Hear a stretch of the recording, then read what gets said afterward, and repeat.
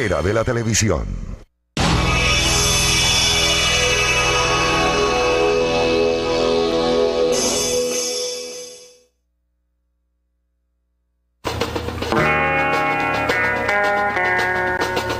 Y ahora, un cuadro de médicos especialistas se une para producir el programa Soluciones Médicas a la Carta. Orientaciones, comentarios y consejos prácticos. Soluciones Médicas ya está en el aire.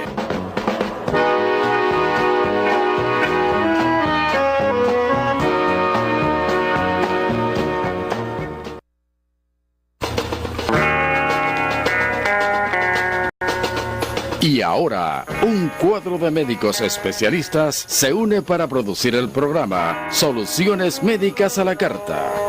Orientaciones, comentarios y consejos prácticos. Soluciones Médicas ya está en el aire.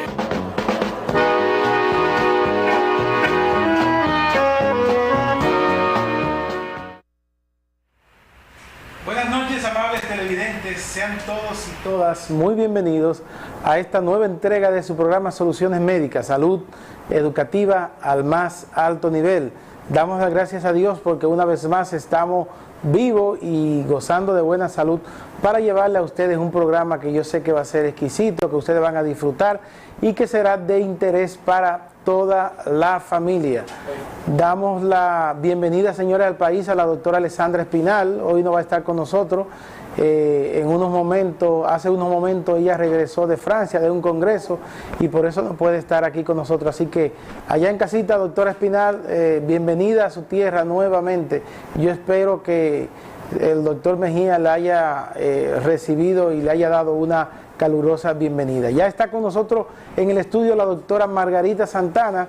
Ella es infectóloga, pasada presidenta de la Sociedad Dominicana de Infectología, una eminente pediatra infectóloga de Santiago, y con ella vamos a estar hablando acerca de lo que es la histoplasmosis. La histoplasmosis, ustedes saben que se ha estado hablando mucho en estas últimas 2 semanas a raíz de la infección por este hongo de unos 28 o 30 personas de una comunidad de Santiago, específicamente de la Loma del Coco en Baitoa. Así que vamos a estar hablando de infecciones por histoplasmosis, vamos a estar hablando de dengue, ya que hemos tenido un aumento de los casos y de la mortalidad en este año.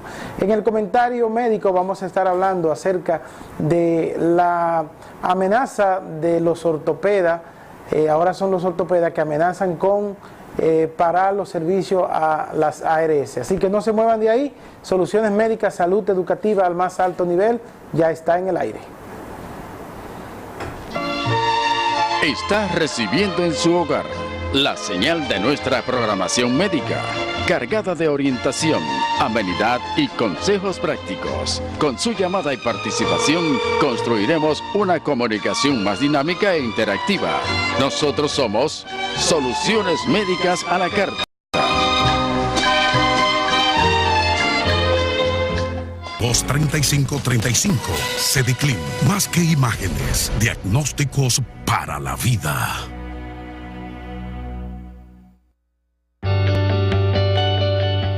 Saca el obeso que hay dentro de ti. Decide rebajar hoy con las gotas de HCG y Azo-T, la forma más natural y sin complicaciones para rebajar. Llama ahora mismo al 809-879-5878. Resultados garantizados.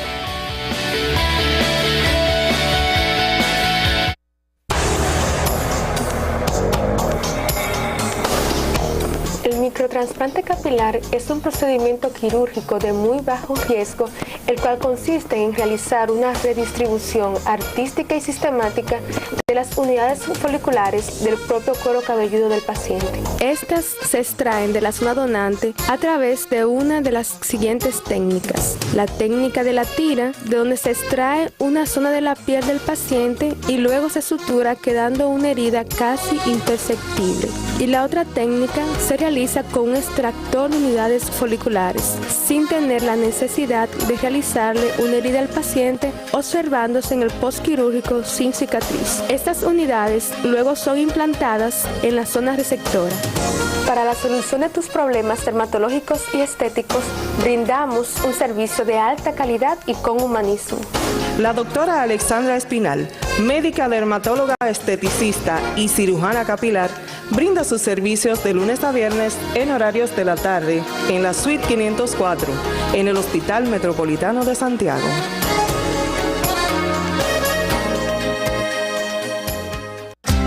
Usted puede encontrar los servicios del Dr. Miguel Adonis Mejía Díaz, urólogo, tercera planta del edificio profesional Instituto Materno Infantil y Especialidades, en la Suite 305, donde le ofrecemos un servicio especializado con calidad y humanismo. Tratamos enfermedades renales, la vía urinaria, de la próstata, trastornos de la erección y fertilidad masculina. Realizamos además procedimientos endourológicos. Consultorio del Dr. Miguel Adonis Mejía Díaz, urólogo. Teléfono 809-581-4445, extensión 5308, de lunes a viernes en horario de la mañana y de la tarde. Aceptamos todos los seguros médicos. Consultorio Dr. Miguel Adonis Mejía Díaz, urólogo. La doctora Alexandra Espinal en el Hospital Metropolitano de Santiago Homs te ofrece los servicios personalizados de dermatología clínica basada en el diagnóstico y tratamiento de enfermedades de la piel, cabellos y uñas. Realizamos procedimientos quirúrgicos menores. Para el mejor cuidado y la belleza de tu piel, en nuestra cabina de cosmetría realizamos una gran variedad de procedimientos estéticos. En nuestra unidad capilar contamos con un equipo de profesionales entrenados por especialistas reconocidos a nivel mundial en el área de microtrasplante capilar. Haga su cita de lunes a viernes en horarios de la tarde al 829-947-2222, extensión 8504, Homs, Suite 504.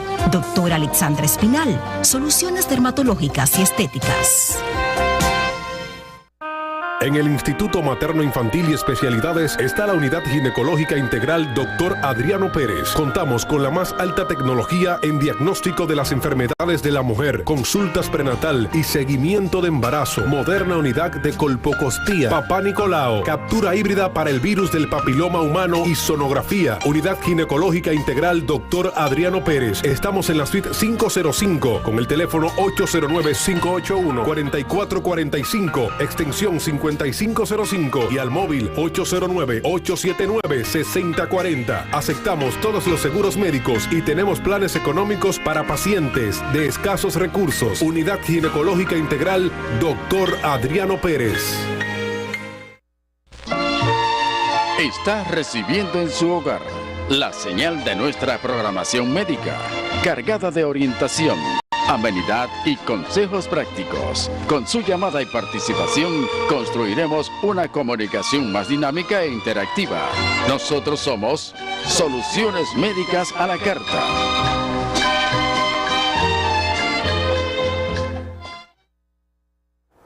Buenas noches, amables televidentes.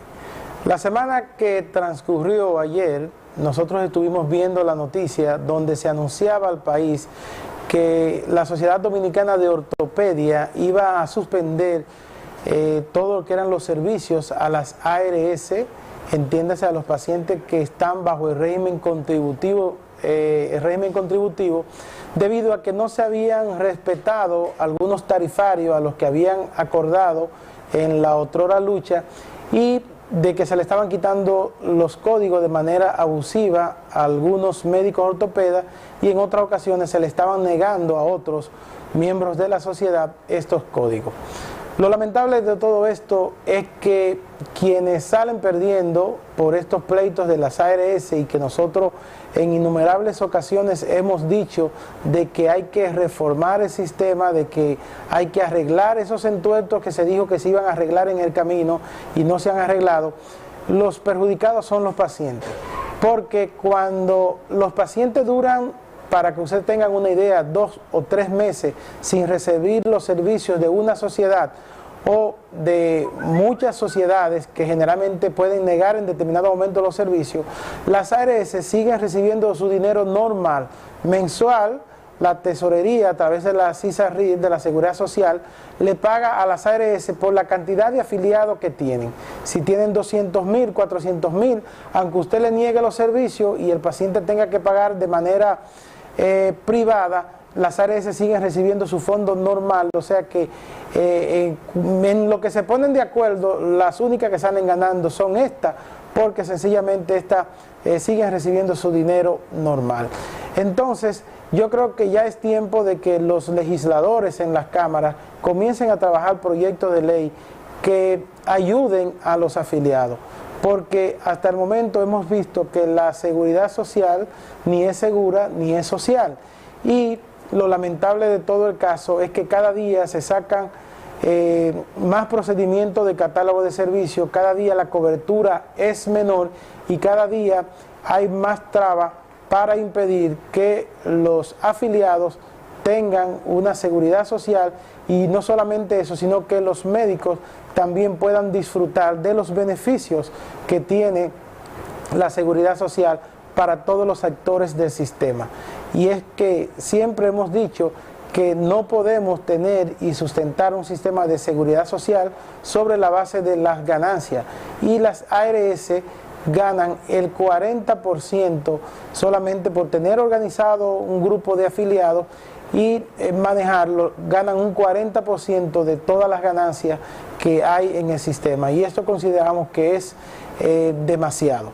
Así que nosotros esperamos, por beneficio de los pacientes de ortopedia, que lleguen a un entendimiento con la Sociedad de Ortopedia, todas las ARS, y que el sistema pueda seguir avanzando, porque como decíamos, los más afectados de esto son los asegurados. Continúen con Soluciones Médicas, salud educativa al más alto nivel.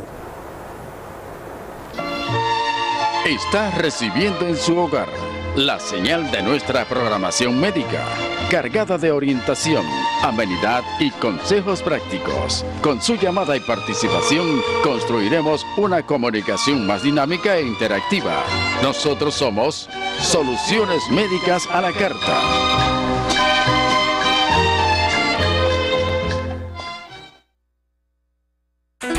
Centro de Diagnóstico por Imágenes Clínicas Sediclin, sonografía especializada, Doppler Color, rayos X, laboratorio automatizado, fisiatría y medicina del dolor.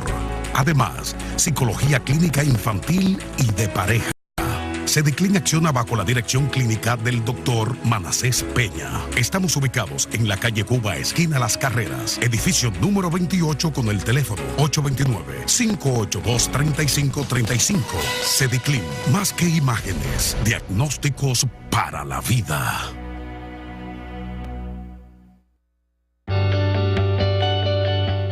Saca el obeso que hay dentro de ti. Decide rebajar hoy con las gotas de HCG y Diazo-T, la forma más natural y sin complicaciones para rebajar. Llama ahora mismo al 809-879-5878. Resultados garantizados.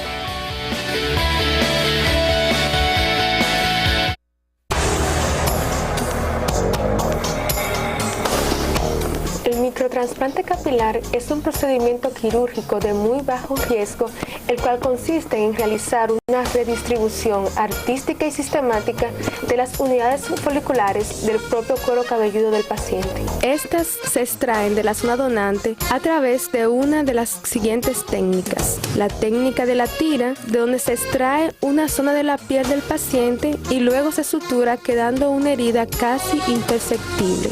Y la otra técnica se realiza con un extractor de unidades foliculares, sin tener la necesidad de realizarle una herida al paciente, observándose en el postquirúrgico sin cicatriz. Estas unidades luego son implantadas en la zona receptora. Para la solución de tus problemas dermatológicos y estéticos, brindamos un servicio de alta calidad y con humanismo. La doctora Alexandra Espinal, médica dermatóloga esteticista y cirujana capilar, brinda sus servicios de lunes a viernes en horarios de la tarde en la suite 504, en el Hospital Metropolitano de Santiago.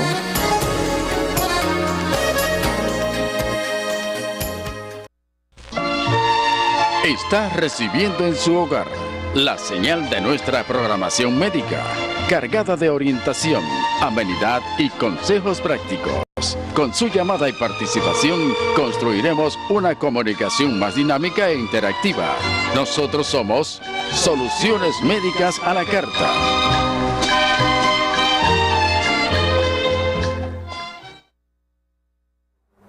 Bien, amigos televidentes, aquí estamos en el plato fuerte de la noche y hoy nosotros contamos con la dicha de que con nosotros está la doctora Margarita Santana. Margarita Santana es la infectóloga referencia de Soluciones Médicas.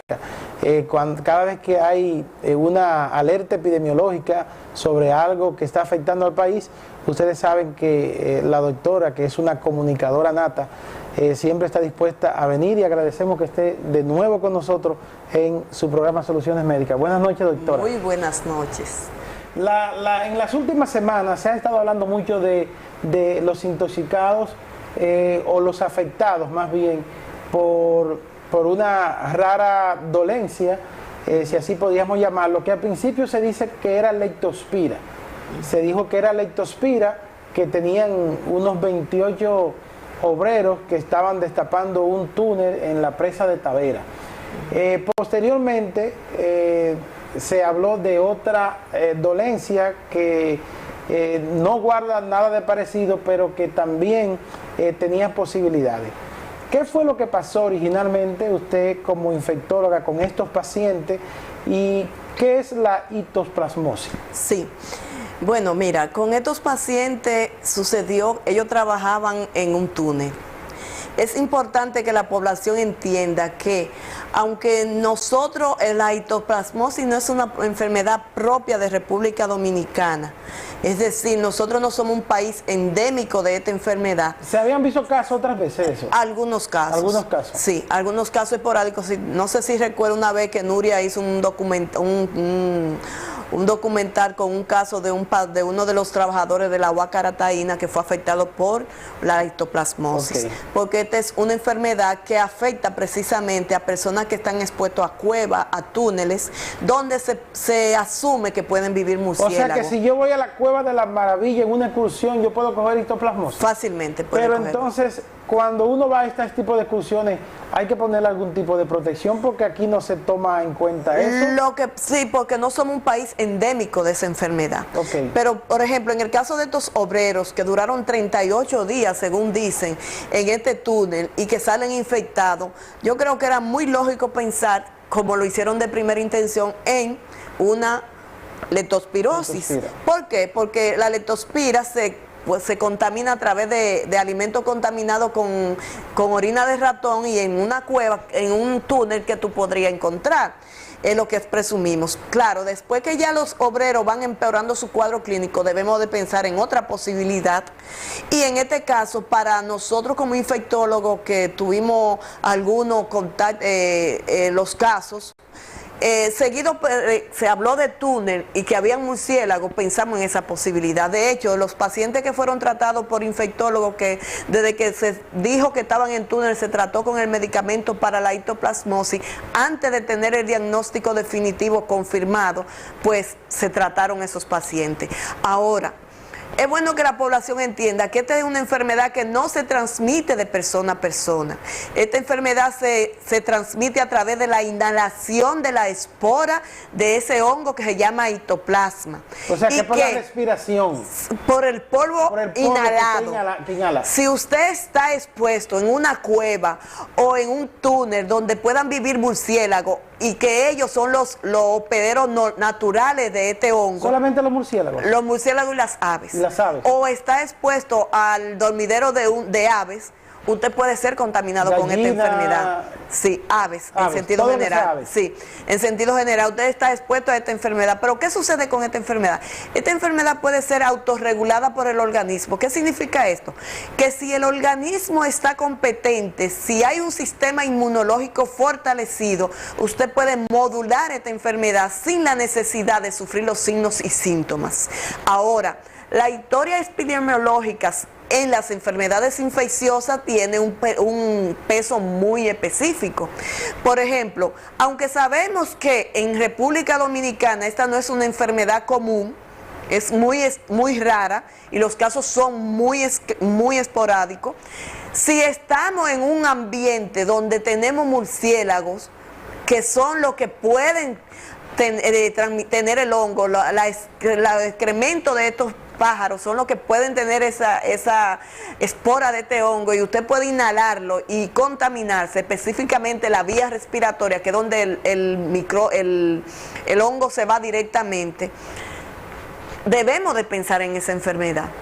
Aunque no sea frecuente en República Dominicana, se debe de pensar siempre y cuando la epidemiología me oriente hacia ella. Ahora, claro, para eso nosotros tenemos que tener claro lo que es la epidemiología de las enfermedades. ¿Cuáles son los síntomas que presentan estos pacientes una vez que ya tienen el hongo en el cuerpo? Los principales síntomas son respiratorios, porque como te decía, se inhala la espora y va directamente a alojarse en la vía respiratoria. Se puede autolimitar solo a vía respiratoria, produciendo tos, dolor torácico, sudoración nocturna, fiebre, y puede generalizarse ya produciendo los signos de shock, como son la hipotensión, la piel fría, la piel marmórea, el malestar general, los dolores de cabeza, dolores articulares, mialgias y artralgias.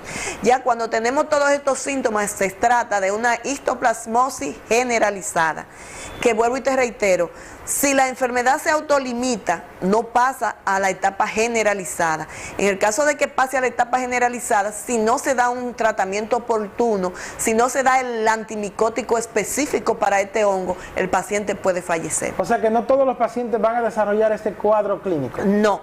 Hay pacientes que si tiene un sistema de defensa competente puede autolimitar esta enfermedad y no sufrir los signos y síntomas. O sea que se puede poner en contacto con la enfermedad y el paciente no desarrollar la enfermedad, porque la autolimita. Ahora, si es un inmunodeprimido, un paciente que tiene su defensa baja, entonces ese paciente puede sufrir la enfermedad.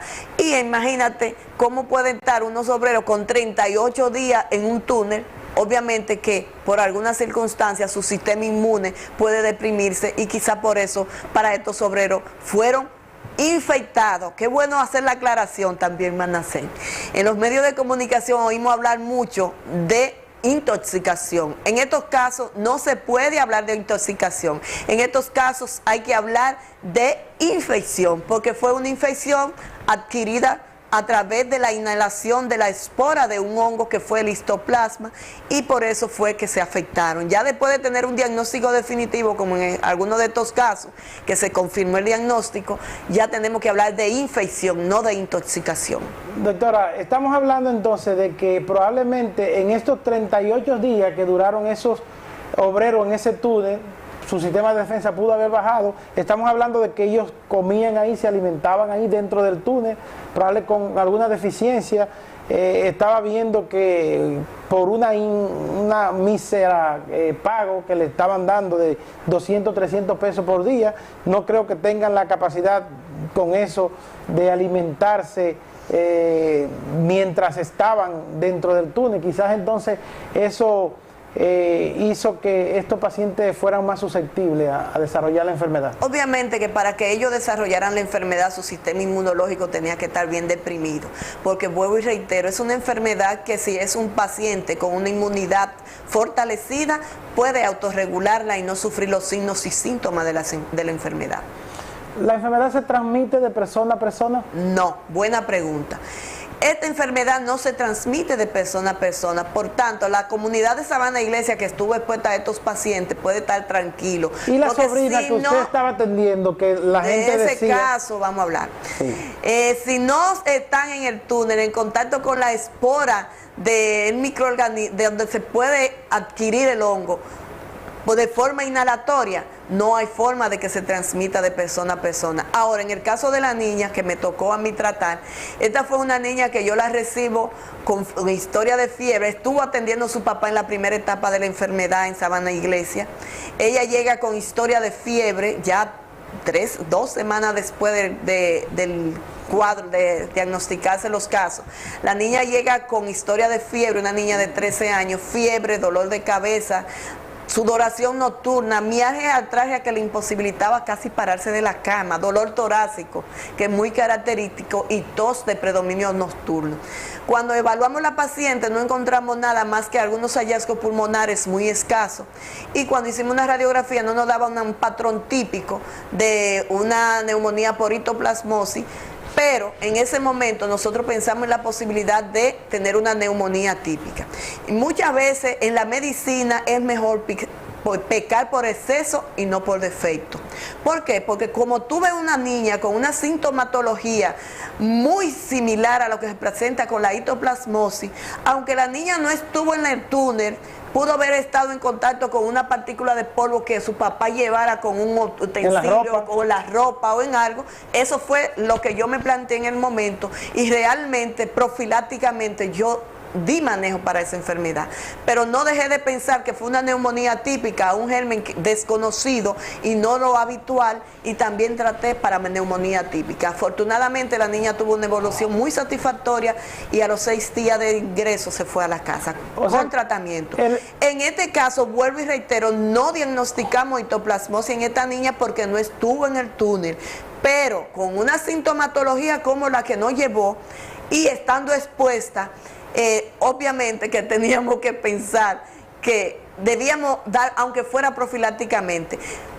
En los próximos días va a venir una comisión de expertos del CDC de Atlanta y ahí estaremos discutiendo esos casos y ya veremos cuál hubiera sido la medida de ellos a tomar frente a un caso similar.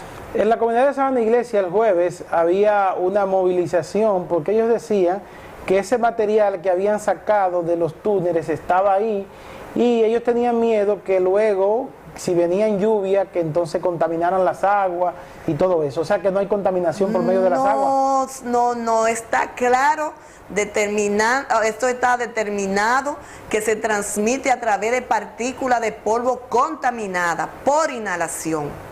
No se contamina con agua, no se contamina a través de persona a persona. Ahora, si hablamos de leptospirosis, sí es diferente. Ahí sí podemos decir que las aguas contaminadas pueden transmitir la enfermedad. Doctora, ¿cómo se hace el diagnóstico de la histoplasmosis? ¿Qué prueba hay que hacer para uno saber si tiene esa enfermedad? Mira, se hacen pruebas muy especiales que en nuestro medio son un poco difíciles. ¿Se hacen en el país? Se hacen en el país. Okay. Y anatomopatológica se identifica, o sea, por la biopsia. Característica por biopsia y por aspirado pulmonar, labrado bronquial. Se puede a través de anatomopatológicamente hacer el diagnóstico, como fue en el caso de estos obreros, que así fue como se hizo. ¿Cuál es la tasa de mortalidad de la enfermedad? La mortalidad es muy alta, siempre y cuando no se diagnostica a tiempo, no se dirige un manejo adecuado a ese paciente. En nuestro caso, entonces, que de 28 hay 3 fallecidos, entonces ¿se corresponde a la tasa que hay con otros países de mortalidad por enfermedad? ¿O solamente cuando hablamos de mortalidad nos referimos a los casos graves de la enfermedad? A los casos graves de la enfermedad. Cuando hablamos de mortalidad, en este caso, hablamos de los casos graves, porque también la enfermedad se puede convertir en un problema de enfermedad crónica. El paciente puede durar mucho tiempo teniendo las lesiones pulmonares y sufriendo de la sintomatología secundaria de esta enfermedad. O sea que el paciente puede tener 6 meses, 1 año con la enfermedad. Puede durar. Y está la secuela de la enfermedad. La secuela de la enfermedad. Sí. ¿Y el tratamiento entonces se le da por todo ese tiempo? A veces el tratamiento hay que darlo hasta por 1 año. ¿Por 1 año? Sí. Y es un tratamiento a base de antimicótico, por cierto, muy costoso. Antimicótico es medicamento para hongos. Específico para hongo. Para hongo. ¿La enfermedad puede repetirle a la gente o crea una inmunidad como otras que cuando le da ya no le vuelve a dar más? No necesariamente crea inmunidad. Si se expone, es posible que pueda adquirir nuevamente la infección. O sea que estos trabajadores, si vuelven a esos túneles, podría darle la enfermedad, podría sufrir la enfermedad de nuevo. Es posible, pero yo creo que ya en esto no va a suceder, porque yo creo que la enseñanza más importante que nos pudo dejar estos casos es que la medida de bioseguridad, cada vez que nos vamos a exponer a un trabajo, tenemos que tenerla en cuenta, sobre todo a un trabajo de esta naturaleza. Si miramos en Santo Domingo, los trabajadores que están en el túnel, cuando están haciendo esas excavaciones, para el metro ustedes lo ven vestido con traje como si fueran astronautas. Exactamente, eso es medida de bioseguridad para el paciente o para la persona que está expuesta. Pero esa gente tiene mascarilla, tienen alcafandras, aparte de los trajes, botas, guantes. Es lo correcto, es lo que debía de ser en todo paciente, en toda persona que va a trabajar en ese ambiente. O sea que lo mismo entonces estaría para las ejecuciones. A mí me preocupan las ejecuciones porque a mí me han invitado muchas veces a ejecuciones por cueva y yo siempre he tenido mis reservas con Recuerda que no es que tú vayas un día y salga.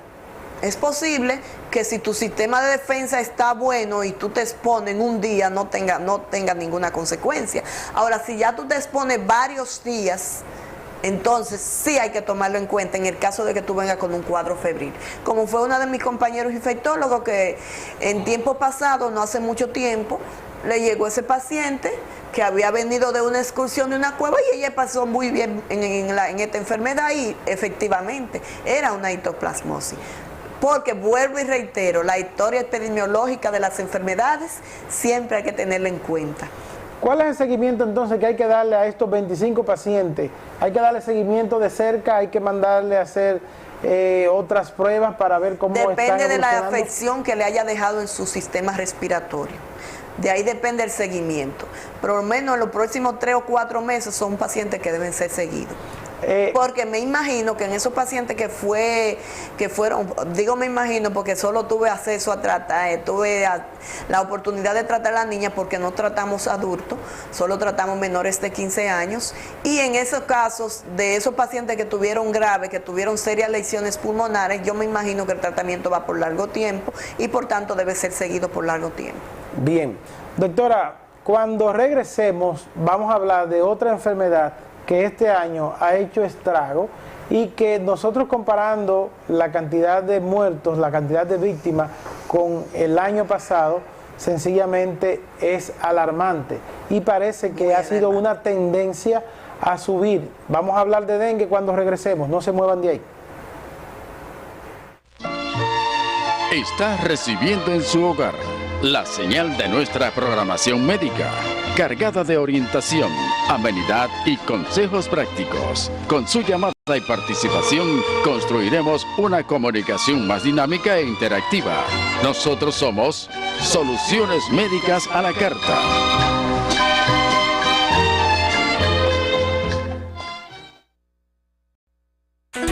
Centro de Diagnóstico por Imágenes Clínicas SediClin, sonografía especializada, Doppler Color, rayos X, laboratorio automatizado, fisiatría y medicina del dolor.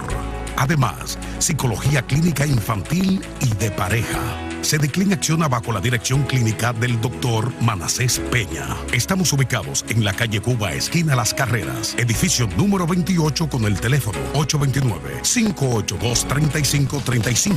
SediClin, más que imágenes, diagnósticos para la vida.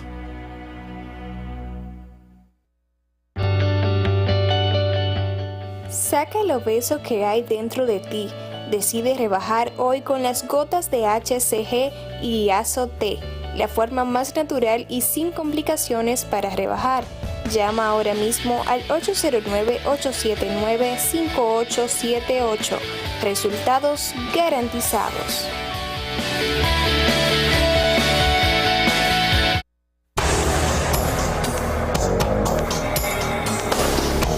El microtrasplante capilar es un procedimiento quirúrgico de muy bajo riesgo, el cual consiste en realizar una redistribución artística y sistemática de las unidades foliculares del propio cuero cabelludo del paciente. Estas se extraen de la zona donante a través de una de las siguientes técnicas. La técnica de la tira, de donde se extrae una zona de la piel del paciente y luego se sutura quedando una herida casi imperceptible. Y la otra técnica se realiza con un extractor de unidades foliculares, sin tener la necesidad de realizarle una herida al paciente, observándose en el postquirúrgico sin cicatriz. Estas unidades luego son implantadas en la zona receptora. Para la solución de tus problemas dermatológicos y estéticos, brindamos un servicio de alta calidad y con humanismo. La doctora Alexandra Espinal, médica dermatóloga esteticista y cirujana capilar, brinda sus servicios de lunes a viernes en horarios de la tarde en la Suite 504, en el Hospital Metropolitano de Santiago.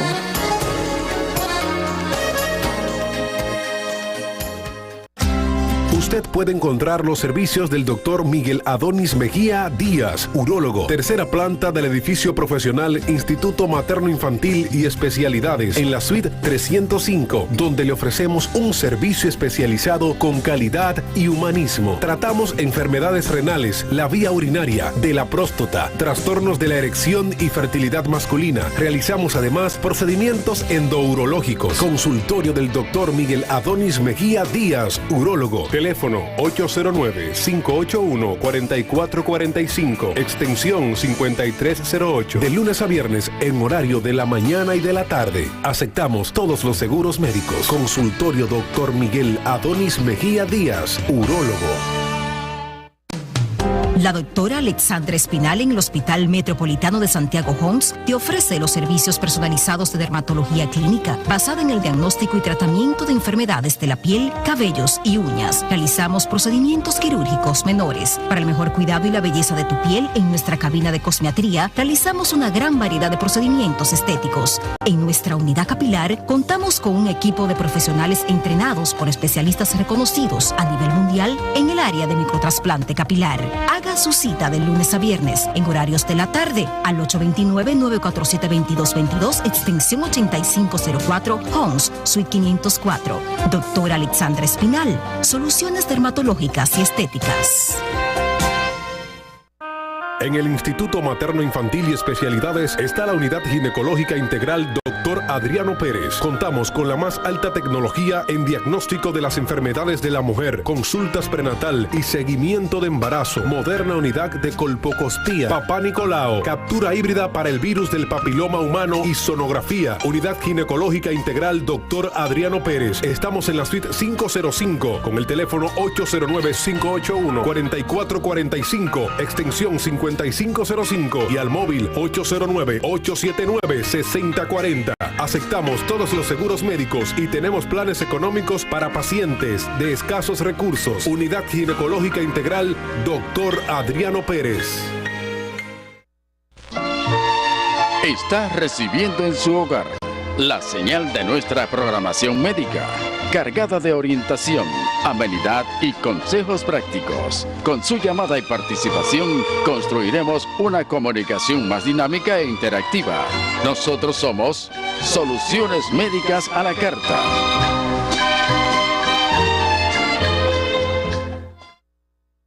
Estamos de vuelta, amigos televidentes, con su programa Soluciones Médicas. Estamos hablando con la doctora Margarita Santana. Ya hablamos de histoplasmosis, ahora vamos a hablar de dengue, doctora. Más de 50 muertos en septiembre, es mucho más de lo que murieron en todo el año para esta época, el año pasado. ¿Qué está pasando con el dengue? Tenemos dengue en la línea noroeste, dengue en el este, dengue en Santo Domingo, dengue en Santiago. ¿Qué ha pasado con la enfermedad? ¿En qué nos hemos descuidado que el virus está atacando más fuertemente? Bueno, dengue. Para esta época siempre tenemos que hablar de dengue. Los países como los nuestros tenemos que hablar de dengue y sobre todo de muerte por dengue. Cuando países como Costa Rica, países como Venezuela, Brasil, que tienen la misma epidemia que nosotros, El Salvador últimamente tuvo una epidemia de dengue, no hablan de tantos muertos como hablamos en República Dominicana. Bueno, mira, esta es una enfermedad que ya está de más, todo lo que se ha dicho de cómo se transmite, de qué hay que hacer para evitar la enfermedad. Pienso que la población debe de jugar su papel importante.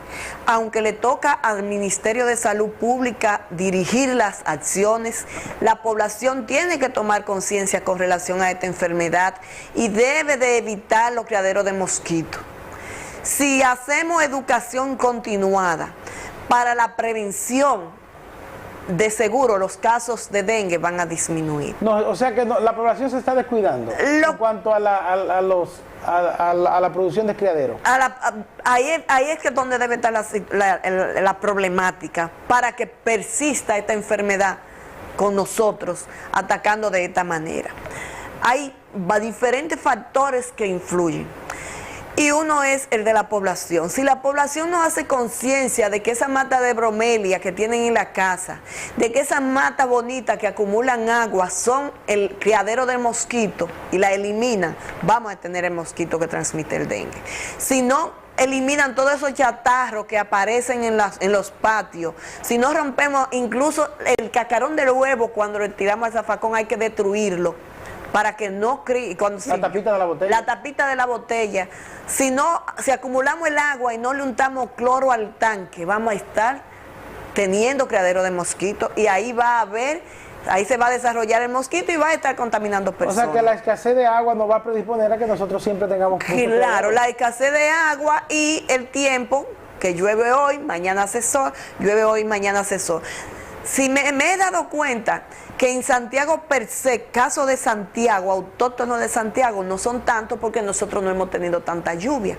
Claro, cuando vienen los casos de los pueblos, ahí es cuando vemos una mayor incidencia de casos en Santiago. Por ejemplo, en el hospital la mayoría de los casos no llegan de los pueblos. En las clínicas la mayoría de los casos, sobre todo en la Unión Médica, lo que a nosotros concierne, la mayoría de los casos están llegando de los pueblos. ¿Por qué? Porque en los pueblos ha llovido más que en Santiago. Entonces, tenemos que tomar la conciencia, aunque no se le puede quitar el deber que tienen las autoridades de ser los gestores, de ser los primeros. Los ayuntamientos juegan un papel preponderante con la basura. Si no nos unimos todos, vamos a tener dengue por muchos años. Y lo que más me da pena es la muerte que se están produciendo. ¿Por qué se está muriendo entonces, doctora? Si, como usted dice, en Costa Rica tienen una tasa de mortalidad muy baja, Brasil tiene tasa de mortalidad muy baja, ¿por qué se está muriendo entonces aquí? Mira, ¿no estamos nosotros capacitados para manejar eso? Las capacitaciones han llegado y creo que sí. Lo que nosotros tenemos que hacer es, si se quiere, ser más enzimático con el paciente de dengue. El paciente de dengue es un paciente que se debe estar siempre encima de él, nunca dejarlo. Y una de las cosas que más vemos, sobre todo los casos de dengue que mueren en el Arturo Grullón, que vemos que mueren en el Arturo Grullón, son los casos referidos. ¿Qué sucede? ¿Qué pensamos que puede suceder? Que en el momento de traslado del paciente se descompensa. Y cuando nos llega a nosotros, a veces no tenemos que hacer. Entonces, cuando el médico decide que va a referir un paciente, deben tratar de referirlo en el primer momento. Inmediatamente está viendo que puede tener signos como la extravasación y que usted no va a poder, que son los signos de alarma, y que no va a poder estar encima de ese paciente o que no tiene una unidad que usted pueda tener visualizado bien ese paciente, entonces debe de referirlo. Cuando ya se refieren en la etapa de extravasación, en ese transcurso que va desde el lugar donde llegan al hospital, pensamos que es donde está el principal problema de estos pacientes. ¿Esos subcentros de provincia que están en los campos están capacitados para manejar esos pacientes, tenerlos ingresados, por ejemplo, en zonas apartadas que tienen 10 camas? ¿Están capacitados para hacer eso? Mira, el tratamiento del dengue es muy simple. El tratamiento de dengue simple y llanamente con soluciones, llámese la Tato Ringer, soluciones salinas y estar encima del paciente, con eso basta. ¿Seguimiento por laboratorio? ¿Es importante el laboratorio? No es importante, porque un hemograma está disponible en todos los centros. La mayoría de los centros tienen hemograma. Por lo menos en la mañana tienen eso. Tienen hemograma, y es lo que hay que darle seguimiento, al hemograma y la toma de tensión arterial. Con esas dos herramientas nosotros podemos manejar un paciente con dengue, sin tener la necesidad de hacer muchas cosas. Claro, en el momento que el paciente esté trabajando, en el cuarto a quinto día, que nosotros llamamos día cero, es cuando hay que estar encima del paciente para evitar las complicaciones que se producen por la extravasación de líquido que hay. O sea, estamos hablando del momento, en esos momentos la fiebre ya han desaparecido, o el paciente todavía sigue teniendo fiebre. Ahí es donde está el problema. Muchas veces confundimos cuando pasan las fiebres, ya creemos que el caso se resolvió. No necesariamente. De lunes de miércoles enfermedad. Exactamente. No necesariamente cuando cae la fiebre el paciente se cura. Se cura. Es posible que en el momento que cae la fiebre es cuando usted tiene que estar más visualizando ese paciente. Y el paciente también tiene que saber que si al cuarto día de haberse ido la fiebre comienza a presentar dolor abdominal, vómito o no hay mejoría de su cuadro clínico, debe ir a su médico para que lo valore de nuevo. ¿Sonografía a estos pacientes? Mira, la sonografía es importante porque nos dice colecistitis litiásica y hay líquido.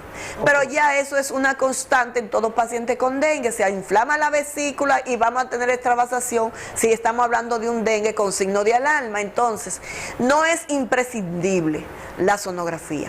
¿A los cuántos días de fiebre debe ir el paciente al médico? Mira, depende de la edad del paciente. Un paciente con comorbilidad, llámese diabético, falsémico, problema de asma, a las primeras 24 48 horas del cuadro febril, que son muy persistentes, debe ir a su médico. Si comienza a vomitar desde el principio, debe de ir a su médico. Si es un niño menor de 1 año, también debe ir a su médico. Pero en un paciente normal, a las 72 horas es cuando comenzamos a ver los cambios que se producen en el hemograma, que nos van orientando hacia si es un dengue. Ahora, en el primer momento nosotros no podemos decir es un dengue con signo de alarma o sin signo de alarma.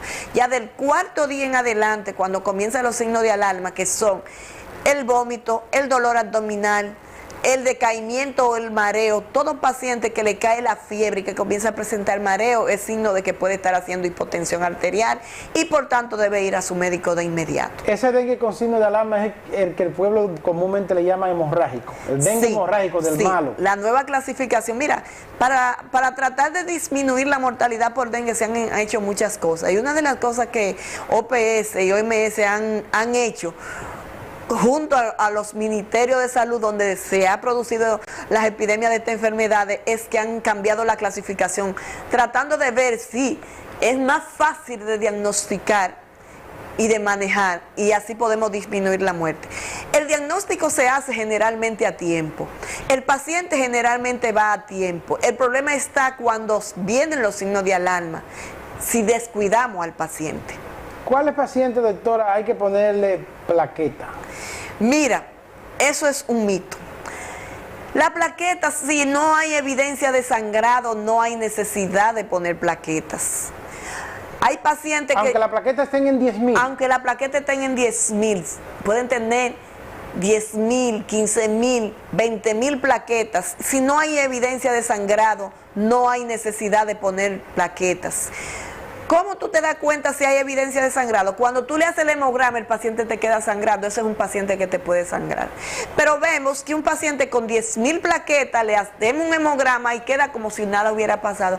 Ese es un paciente que no va a sangrar, porque es que la baja de plaquetas en el dengue no se producen por trastornos hematológicos. ¿Cuál es la diferencia? Se produce porque el virus o el organismo rechaza su propia plaqueta, confundiéndola con las partículas virales. ¿Cuál es la diferencia entonces entre la extravasación de líquido y el sangrado?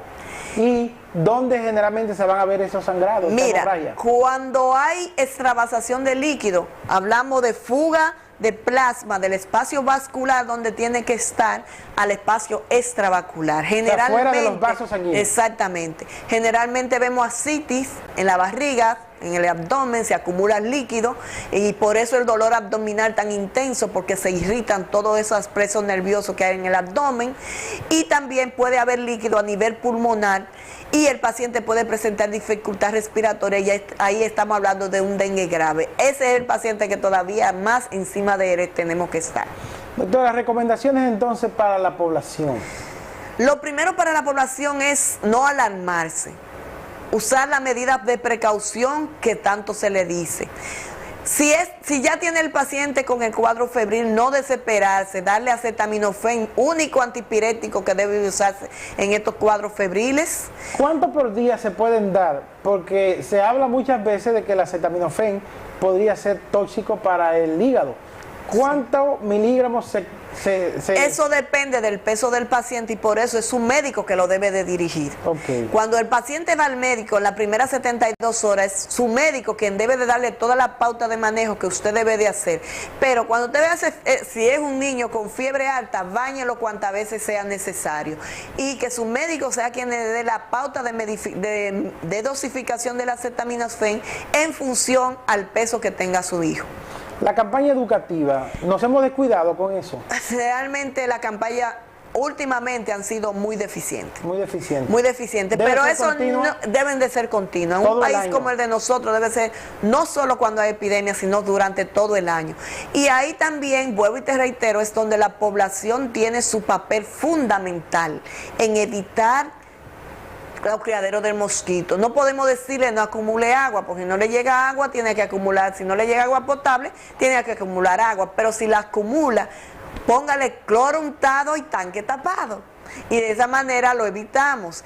Esas matas que usted tiene que acumulan agua en su patio, elimínela. Todo lo que sea acúmulo de agua clara, donde se cría el mosquito del dengue, es lo que usted debe de eliminar para de esta manera matar el criadero del mosquito, que no haya mosquito y de esa manera no vamos a tener enfermedad. Doctora, nosotros queremos saber dónde usted está ubicada. Sabemos que está en la Unión Médica, pero vamos a dar detalles de cuál es su consultorio, en qué suite usted está, para que los amables televidentes puedan disfrutar de su servicio. Sí, estamos en la Clínica Unión Médica, en la Torre B, consultorio 215. Mi número es 226-8686, extensión 4215.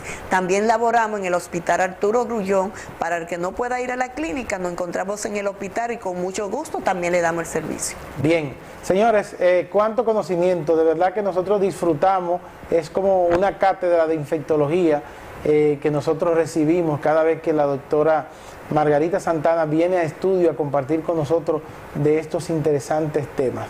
A ustedes, amigos televidentes, gracias por la atención dispensada. El próximo domingo un nuevo programa edificante para toda la familia.